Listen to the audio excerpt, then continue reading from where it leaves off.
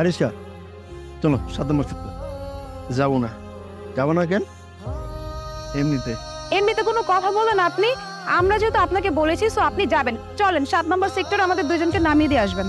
দেখেন আপা, আমি যাইতে পারুম না। কি সমস্যা আছে? আপনার রিক্সার সমস্যা নাকি আপনার সমস্যা? আমার রিক্সার সমস্যা নাই, আমারও কোনো সমস্যা নাই, এমনিতে যাবো না। আপনার কোনো সমস্যা যদি না থাকে তাহলে আপনি রিক্সা নিয়ে কেন বের হয়েছেন? আর আপনি তো সুস্থ সবল মানুষ, সুন্দরভাবে দাঁড়িয়ে আছেন, তাহলে আপনি কেন যাবেন না? ও, বুঝতে পেরেছি। 7 নম্বর সেক্টরের ভাড়া তো মনে হয় আপনার পোষাবে না, তাই না? আচ্ছা ঠিক আছে, 7 নম্বর সেক্টরের ভাড়া যেহেতু 50 টাকা, আমি আপনাকে 100 টাকা দিব। আপনি তারপর আমাদের দুজনকে নিয়ে যাবেন।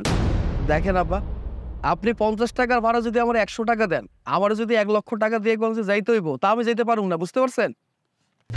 কি ছোট লোকের মুখে আবার এত বড় বড় কথা? তোর সাহস কি করে আমাকে না বলো? ম্যাডাম, আপনি আমার মারলেন, আর আমি দোষটা